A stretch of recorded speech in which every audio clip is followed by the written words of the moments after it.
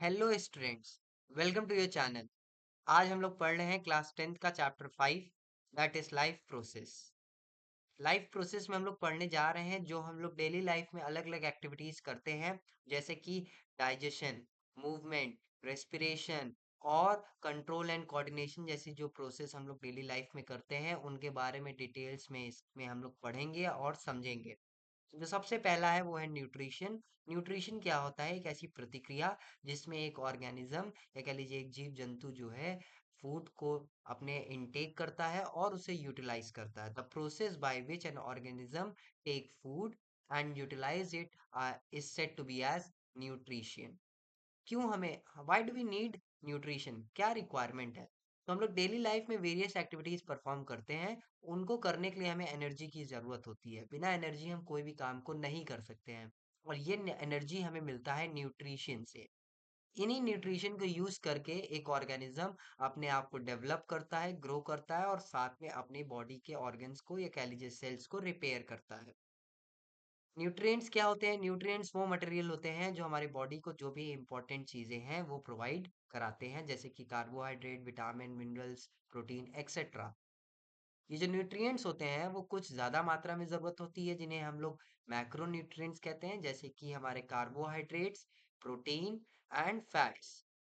कुछ जो होते हैं वो हमें स्मॉल अमाउंट में जरूरत होती है, उन्हें हम लोग माइक्रो न्यूट्रिएंट्स कहते हैं, जैसे कि minerals and vitamin. There are two modes of nutrition. Nutrition के दो मोड्स हैं, that is autotrophic and heterotrophic. Autotrophic की बात करें तो ऑटो और ट्रॉपिक, ऑटो मतलब खुद से और ट्रॉपिक मतलब बनाना, यानी एक ऐसा मोड ऑफ न्यूट्रिशन जिसमें ऑर्गेनिज्म अपना खाना अपने से खुद से बनाता है। अब कुछ हद तक आप लोग कुछ समझ भी गए होंगे कि प्लांट्स को हम लोग ऑटोट्रॉप्स कहते हैं, क्योंकि प्लांट्स जो ऐसी चीज है वो अपने फूड को खुद से बनाती है। तो plants are autotrophs as they make their own food by the process of photosynthesis। अब हम लोग समझेंगे कि फोटोसिंथेसिस के बारे में, कि कैसे एक प्लांट जो है फोटोसिंथेसिस की मदद से अलग अलग अपने फूड को बना पाता है, अलग अलग चीजों को यूज करके। तो न्यूट्रिशन इन प्लांट्स, जो ग्रीन प्लांट्स होते हैं वो अपने खाना खुद से बनाते हैं by the presence of sunlight. Sunlight उन्हें एनर्जी देता है, और कार्बन डाइऑक्साइड वो यूज करते हैं और वाटर यूज करके क्लोरोफिल के प्रेजेंस में वो अपना खाना खुद से बनाते हैं, और इस प्रतिक्रिया को हम लोग फोटोसिंथेसिस कहते हैं। The process by which a plant makes their own food is said to be as photosynthesis. अब इस फोटोसिंथेसिस में क्या होता है कि जो हमारी सोलर एनर्जी है, जो हमें सन देता है, प्लांट उस सोलर एनर्जी को कन्वर्ट करता है केमिकल एनर्जी में। फिर जो ग्रीन लीव्स होते हैं, जो ग्रीन एरिया रीजन होते हैं प्लांट्स के, वो मेन सोर्स होते हैं फोटोसिंथेसिस के, मेन साइट होते हैं, वहां पे फोटोसिंथेसिस होती है। और आपने लीव्स में देखा होगा, लीव्स में जो होती है वो मेन साइट होता है, क्योंकि वहां पे क्लोरोफिल पाया जाता है, ग्रीन पिगमेंट। साथ में जो ये पूरी प्रोसेस है, इसके बारे में समझते हैं कि कैसे कार्बन डाइऑक्साइड वाटर के साथ in the presence of sunlight and chlorophyll convert करता है ग्लूकोज में, ऑक्सीजन में और वाटर में।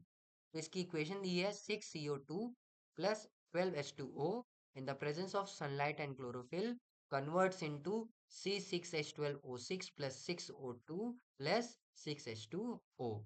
यहाँ पे अगर हम लोग रॉ मटेरियल की बात करें कि क्या क्या चीजों की जरूरत होती है फोटोसिंथेसिस में, तो सबसे पहला है हमारा सनलाइट, दूसरा है क्लोरोफिल, तीसरा है कार्बन डाइऑक्साइड, चौथा है वाटर।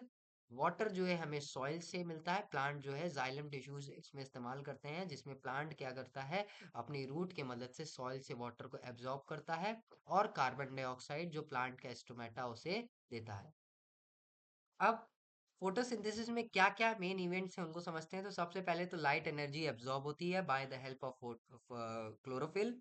उसके बाद ये लाइट एनर्जी कन्वर्ट होती है केमिकल एनर्जी में, या कह लीजिए ब्रेक डाउन होती है सिंपलर फॉर्म में। और फिर रिडक्शन होता है कार्बन डाइऑक्साइड का कार्बोहाइड्रेट्स में, यानी हमारे कार्बन डाइऑक्साइड कन्वर्ट हो जाते हैं कार्बोहाइड्रेट्स में। सनलाइट जो है वो क्लोरोफिल की मदद से इन वाटर मॉलिक्यूल्स को स्प्लिट करती है। उसके बाद हाइड्रोजन जो है वो रिलीज होता है। हाइड्रोजन रिलीज होने के बाद ऑक्सीजन जो है एक बाय प्रोडक्ट होता है, फोटोसिंथेसिस की प्रतिक्रिया में ऑक्सीजन जो है रिलीज होता है। साथ साथ कार्बोहाइड्रेट्स होते हैं, स्टार्च के फॉर्म में कन्वर्ट होते हैं। और इस तरीके से हमारी जो फोटोसिंथेसिस की पूरी प्रोसेस है, प्रतिक्रिया है, वो कंप्लीट होती है। यहाँ पे एक डायग्राम दिया है। अब जो नेक्स्ट है हमारा स्टोमेटा है। तो स्टोमेटा क्या होते हैं? टाइनी पोर्स होते हैं हमारे प्लांट की लीफ में। लीफ का जो एपिडर्मिस होता है उसमें एक छोटे छोटे छिद्र होते हैं जिन्हें हम लोग टाइनी होल्स कहते हैं। और इन छिद्र के मदद से एक प्लांट जो है गैसेस को एक्सचेंज करता है और साथ में ट्रांसपिरेशन जैसी प्रोसेस को कंप्लीट करता है। कैसे करता है? देखते हैं कि स्टोमेटा का फंक्शन क्या है। Exchange of gases. स्टोमेटा जो है कार्बन डाइऑक्साइड को लेता है और ऑक्सीजन को बाहर लेता है। Lose a large amount of water in the form of vapour. हमारा ट्रांसपिरेशन के समय पे जो हमारा प्लांट जो है वो एक्सेस वाटर को जो रिलीज करता है in the form of transpiration, ये भी हमारा स्टोमेटा की मदद से होता है। और इस डायग्राम में आप देख सकते हैं कि कैसा हमारा स्टोमेटा एक टाइनी पोर है, उसके दोनों तरफ गार्ड सेल्स लगे हुए हैं। आगे, opening and closing of stomatal pores. तो ये जो भी ओपनिंग या कह लीजिए एंट्री और एग्जिट से रिलेटेड जितना भी का फंक्शन होता है, ये सब हमारा करता है गार्ड सेल्स। यानी हमारे स्टोमेटा में दो गार्ड सेल्स होती हैं जो उसकी ओपनिंग और क्लोजिंग के फंक्शन को परफॉर्म करते हैं कि कब हमारा स्टोमेटा ओपन होगा, कब फ्लो क्लोज होगा, क्या अंदर आएगा, क्या बाहर जाएगा। ये सारी चीजों का ध्यान गार्ड सेल रखते हैं। फिर इसके बाद while when water is released they come shrinking to close the pores. ठीक है, जब हमारे वाटर रिलीज होता है वो भी हमारा गार्ड सेल हमें कराता है। सिग्निफिकेंस ऑफ फोटोसिंथेसिस की बात करें कि क्या इंपॉर्टेंस है फोटोसिंथेसिस की, तो फोटोसिंथेसिस के मदद से जो हमारा ग्रीन प्लांट है वो खाना बना पाता है। और हमें पता है कि बाकी के जितने भी लिविंग ऑर्गेनिजम्स हैं वो हर कोई प्लांट पे डिपेंड है। तो प्लांट तो अपना खाना फोटोसिंथेसिस से बनाता है और हम प्लांट पे डिपेंड होते हैं, तो इस कारण से फोटोसिंथेसिस काफी इंपॉर्टेंट है हमारी लाइफ में। और अगली चीज जो वो ये है कि फोटोसिंथेसिस के मदद से हमारे एटमॉस्फेयर में जो कार्बन डाइऑक्साइड जो ऑक्सीजन का अमाउंट है वो बैलेंस्ड रहता है, वो मेंटेन्ड रहता है।